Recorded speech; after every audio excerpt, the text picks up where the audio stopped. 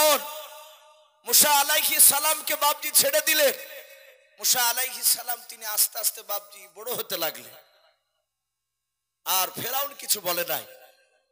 মুসা আলাইহিস সালাম বেশ একটু বড় হয়েছে, যৌবনে পদার্পণ করতে শুরু করেছে। 16-17 বছরের বাচ্চা মুসা আলাইহিস সালাম। সব লোকেরা বাপজি মুসা নবীর একদিন মনের ইচ্ছা হলো আমি মাঠ বেড়াতে যাব। সবাই দুপুর বেলায় কাজ করে বাড়ি আসে, আর মুসা আলাইহিস সালাম দুপুর বেলায় মাঠ বেড়াতে যাচ্ছে। মাঠ বেড়াতে গিয়ে মুসা নবী দেখছে একটা লোককে বাপজি আর একটা লোকে ধরে ধরে মারছে। মুসা আলাইহিস সালাম এক পা দুপা কেটে ওই যাকে মারছিল তার কাছে গিয়ে বলছে, ভাই একে মারছো কেন? যে মার খাচ্ছিল সে অমনি দৌড়ে এসে মুসা নবীর পা ধরে বলছে, ভাই তুমি বাঁচাও, তুমি বাদশার বেটাও, আমি বনি ইসরাইল বংশের লোক, আর আমাকে লোকটা মারছে এটা ফেরাউনের বংশের লোক, কিবতিয়া বংশের লোক। মুসা নবী বলেন, ভাই এই গরিব লোকটাকে মারছো কেন? বলে ভারী বোঝাটা ওকে একবারই নিয়ে যেতে হবে। মুসা নবী বললেন, এত বড় বোঝা তো পারবে না। যে মার খাচ্ছিল সে বলল, ওগো মুসা ভাই আমি বারবার বলছি আমাকে বোঝাটা দুবারে নিয়ে যেতে দাও, এই দুবারে দিবে না, ওই একবারই নিয়ে যেতে বলছে, আর আমি একবারে পারবো না। ফেরাউনের বংশধর সে লোকটা বলল, মুসা এখানে নাক গলাতে আসো না, তুমি যেখানে যাচ্ছ সেখানে যাও, একে একবারই নিয়ে যেতে হবে বুঝা, না হলে একে মারতে মারতে দুনিয়া থেকে শেষ করে দিব। লাঠি দিয়ে মেরেছে, তার মাথা ফেটে রক্ত বেরোছে, গোটা শরীরে বাপকে আঘাত করেছে, হাউমাউ করে সেই গরিব লোকটা কাঁদছে। মুসা আলাইহিস সালাম বলেন, ভাই কথা শুনবে না? বলে না, আমি একে মারবই। মুসা নবী দেখলো এতে সোজা আঙুলে ঘি উঠবে না, এটা আঙুল তো একটু দেখানো দরকার। তাফসীরে মারিফুল কোরআনে এসেছে মুসা আলাইহিস সালামের একটা অভ্যাস ছিল, উনি জামা পরে এইভাবে হাতকে প্রায় মাঝে মাঝে বাপজি গোটাতে। আমরা অনেক মানুষ এরকম অভ্যাস হয়ে যায়। মুসা আলাইহিস সালাম বলেন, এই তুমি তাহলে শুনবা না? না। বলে না, আমি তোমার আব্বার চাকরি করি, যাহাতেই কথা বলেছে। আর মুসা আলাইহিস সালাম এভাবে জামাটাকে গুটিয়ে বাপজি ঘুষি মেরেছে ওই লোকটাকে, যে লোকটা মারছিল।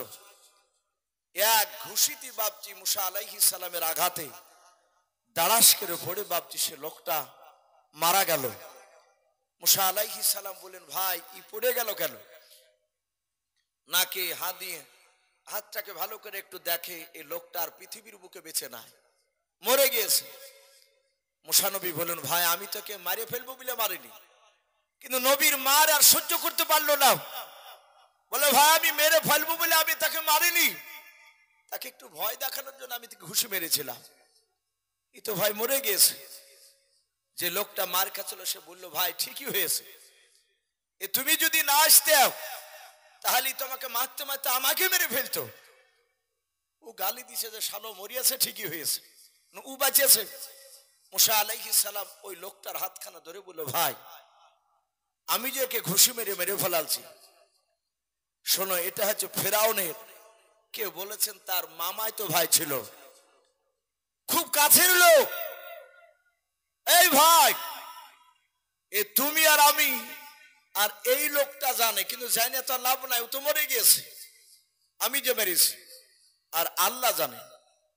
এই কথা যেন ভাই কোনোদিন যেন বের করো না, তুমি যদি বের করে দাও তাহলে আমাকে আর ফেরাউনের দরবারে থাকতে দিবে না।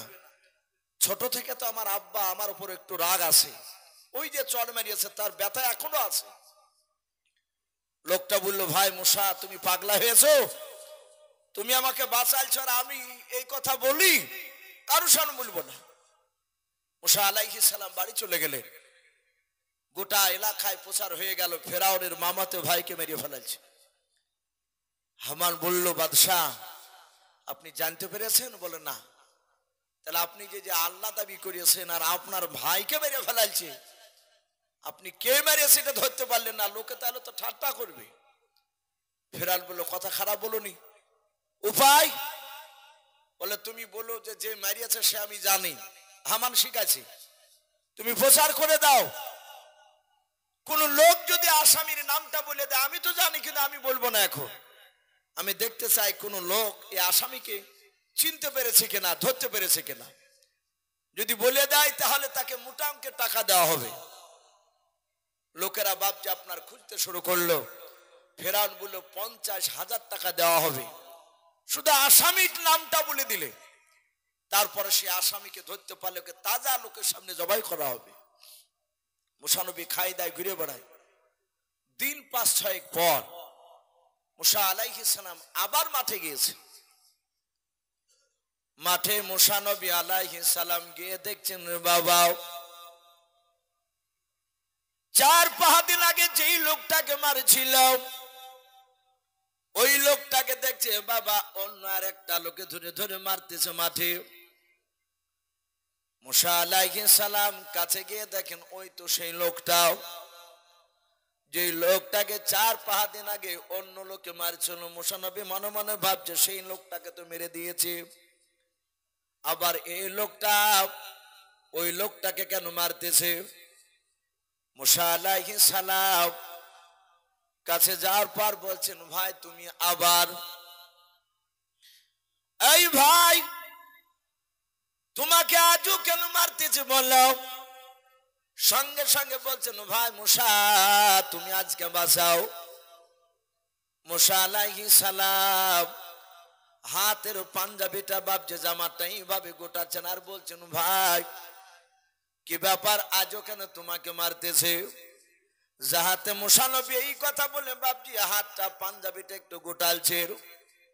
লোকটা মনে মনে ভাবলো গত 4-5 দিন আগে হাত গুটে ওই লোকটাকে মেরে মেরে ফেলালছে, আমার মনে হয় আজ মুসা ওই লোকটাকে নাই আমাকেই হয়তো মেরে দেবে। তো মালি তো টুক করে মালি তো মেরিয়ে যাবো, ও তো দেখেছো সচক্ষে দেখেছো। অমনি বলে এই মুসা গত কয়েকদিন আগে ওই লোকটাকে তুমি ঘুষি মেরে মেরে ফেলালছো বলে আজ আমাকে মারবা নাকি। আর যে মারছিল বলে ভাই কি বললে, তাহলে ওই লোকটার আসামি মুসা। বলাই মুসা তুমি মারিয়াছো মেরে ফেরাউনের বাড়িতে তুমি বেটা সাজে এখন আছো, তুমি জানো না যে আসামি ধরে দিতে পারলে বাদশাহ 50,000 দিবে। দাঁড়াও আমি এক্ষুনি গিয়ে তোমার নাম করছি। সুজা লোকটা লাঠি ফেলে দিয়ে দৌড়াচ্ছে ফেরাউনের কাছে। মুসা বললেন ভাই তোমাকে যে সেদিন বলতে বারণ করেছিলাম বললে কেন। বলছে ভাই রে তোমার ওই হাত গুটানে দেখে আমার কলজা শুকিয়ে গেছে, ভয় বলে দিয়েছি। বললো ভাই আর বাড়িতে যাওয়া যাবে না, গেলি মেরে দিবে আমাকে। এবার তোমাকে মারতে মারতে মেরে ফেলো, আর কেউ বলা থাকবে না। আমি এই দেখো চললাম আর এইদিকে নাই পেছন দিকে নেবে সোজা রাস্তার দিকে মারলামটা। সম্মানিত ভাইরা আমার বাবাজি বোনেরা, মুসা আলাইহিস সালাম দৌড়াতে শুরু করলে। ফেরাউন বলল ধর ওই মুসাকে, ওকার বাঁচিয়ে রাখা হবে না, আসিয়ার কথা শোনা যাবে না, ধরি নিয়ে আয়, ওকে এখনই জনসম্মুখে মানুষের সামনে হত্যা করা হবে, জবাই করে ফেলা হবে। লোকে ধরতে পারলি তো মুসা নবী পালিয়ে গিয়েছে। সারা দিন দৌড়ে গিয়ে ফেরাউনের এরিয়া পার হয়ে নতুন একটা এরিয়াতে পৌঁছালছে, নতুন একটা দেশে। ওই দেশটার নাম কোরআন শরীফে এসেছে মাদিয়ান। কি নাম বললাম? মাদিয়ান শহর। সেই শহরে মুসা আলাইহিস সালাম তিনি পালিয়ে গিয়ে একটা খাজুর বাগানে দাঁড়িয়ে আছে। মুসা নবী চিন্তা করছেন আল্লাহ এখানে কে খেতে দিবে আমাকে, আমাকে কে আশ্রয় দিবে, কার বাড়িতে থাকবো। আমি তো সেই মিশর থেকে এসেছি পালিয়ে। হঠাৎ করে মুসা নবী পয়গম্বর আলাইহিস সালাম যে খেজুর বাগানে দাঁড়িয়েছিলেন, ওই বাগানের পেছন দিকে মুসা নবী তাকে দেখেন। তাকিয়া দেখেন দুটো মেয়ে মানুষ বাবা, ছোট ছোট মেয়ে, বাচ্চা মেয়েরা, তারা দুজনাই দুটো ছাগল হাতে করে নিয়ে দড়ি বেঁধে নিয়ে দাঁড়িয়ে আছে। মুসা নবী পয়গম্বর আলাইহিস সালাম বেশ ঘন্টা খানিক ধরে বাপজি তাকে দেখলেন। ওই মেয়ে দুটো চুপচাপ দাঁড়িয়ে আছে। মুসা আলাইহিস সালাম আস্তে করে ডাক দিয়ে বলেছিলেন, বর আমি ঘন্টা খানিক ধরে তোমাদের দুজনকে তাকে দেখলাম, এখানে দুজনায় ছাগল নিয়ে তোমরা দাঁড়িয়ে আছো, ব্যাপারটাকে বাড়ি কেন যাও নাই? মেয়া দুটো মুসা নবীর দিকে একবারে তাকানোর পর আর তাকালেন নাও। অন্যদিকে তাকানোর পর বলেছিলেন, ও ভাই আমরা তোমাকে চিনি নাও, শুনে নাও, আমরা শুধু আজ নয় প্রতিদিন এইভাবে আমরা ছাগল নিয়ে দাঁড়িয়ে থাকি। বলে কেন দাঁড়িয়ে আছো? বলে ছাগল চড়ানোর পর আমরা পানি পান করে নিয়ে বাড়ি যাই। ও ভাই ওই দেখো দূরে একটা ঝর্ণা দেখতে পাওয়া যাচ্ছে পানির। বলে হ্যাঁ, ওই পানির ঝর্ণায় ওই মিশরের নাই মাদাইন শহরের যুবক ছেলেরা ছাগল চড়ে নিয়ে পানি পান করাছে। অনেকগুলো ছেলেদেরকে দেখতে পাচ্ছে। বলে হ্যাঁ, তারা হুড়াহুড়ি করে ছাগলকে পানি পান করাছে। আমরা মেয়ে আমরা বেটা ছেলের সামনে যাব না, সবাই পানি খেয়ে নিয়ে যখন সবাই চলে যাবে ওই ঝর্ণা ফাঁকা হয়ে যাবে, কোনো বেটা ছেলে থাকবে না। ওই সময় প্রতিদিন আমরা শেষের বেলায় দুই বোনে পানি পান করে নিয়ে ছাগলকে নিয়ে বাড়ি যেতে যেতে আমাদের এশা রাত্রি হয়ে যায়। বলুন সুবহানাল্লাহ। এশা রাত্রি হয় ভাই, আইনুল ভাই সুবহানাল্লাহ, ভাইও ঘুমাইছে, একটু ডেকে নিয়ে এসেন। ভাই ইসমাইল ভাই আপনি যেখানে থাকুন তাড়াতাড়ি আসুন ভাই, যেহেতু এখনো দুটো বক্তা রয়েছে আর রাত্রি দুটো পার হতে চললো। আমি বলছিলাম মুসা আলাইহিস সালাম বললেন এশার সময় বাড়ি যা রাত্রি। বলে হ্যাঁ, এটা প্রতিদিন আমাদের এশা হয়। বলল বর ছাগল দুটো আমাকে দিবা, আমি যদি একটু আগে পানি পান করে দিতে পারি। বলে তাহলে তো খুবই ভালো হবে। মুসা আলাইহিস সালামের বাপ যে আপনার কথা শুনে মেয়া দুটো ছাগল দুটো দিয়ে দিল। মুসা নবী ধরলে, ধরা পর ওই ঝর্ণার কাছে গিয়ে ডাক দিয়ে বলছেন, এই বন্ধুরা, এই তোমরা একটু সাইড দাও, এ ছাগল দুটো ওই দেখো মেয়া দুটো দাঁড়িয়েছে তাদের ছাগল। ওরা মেয়া মানুষ, রাত্রি ফিরতে তাদের বাড়ি ফিরতে তাদের অনেক রাত্রি হয়ে যাবে, তাই তোমরা একটু সাইডে সরে দাঁড়াও, আমি ছাগল দুটো পানি পান করে নিয়ে আমি চলে যাই। যুবক ছেলেরা বললো বাড়ি কোথায় তোমার? তুমি জানো না আমাদের এখানকার নিয়ম কানুন? বলে না তো। বলে যুবক এখানে কাউকে দয়া করা হয় না, যে যেমন পারে শক্তি ব্যয় করে আগে পানি পান করে নিয়ে বাড়ি চলে যায়, এটাই হচ্ছে আমাদের প্রথা নিয়ম। ওরা জানে না যে কার সাথে এ কথা বলছে। মুসা নবী বলেন তাহলে শক্তি ব্যয় করা হবে? বলে হ্যাঁ। বলে দেখো, বলে হ্যাঁ, পারলে তুমি আগে ধাক্কা দিয়ে নিয়ে চলে যাও। ওরা জানে না মেয়া দুটো বাপ যে দূর থেকে দৃশ্যখানা দেখছিল। মুসা নবী বাম হাতে বাপজি দড়িখানা ধরার পর সঙ্গে সঙ্গে বাপজি ডান হাত দিয়ে বাপজি একটু ধাক্কা মেরে দিয়েছে। ওরা মুসা নবীর ধাক্কা বাপজি সহ্য করতে পারলো না, তারা দূরে গিয়ে হুড়মুড় করে তারা পড়ে গেল।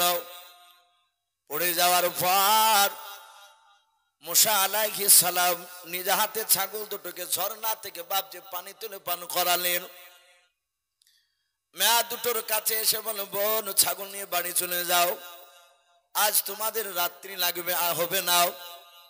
মেয়া দুটো বললো ভাবিস তুমি উপকার করলাম বলে মেয়া দুটো চলে গেল। প্রতিদিন রাত্রি বেলায় চলে যায়, কিন্তু বাবা সেদিন রাত্রি নয়, বেশ সন্ধ্যা সূর্য ডোবার আগে চলে গিয়েছে।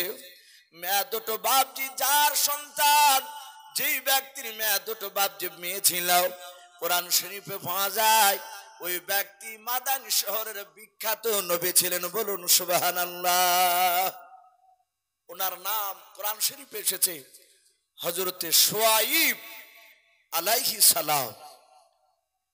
সব নবী বলল, বিটি রে কি ব্যাপার, প্রতিদিন রাত্রিবেলা আসার, আজকে এই সমাজে ব্যাপারটা কি?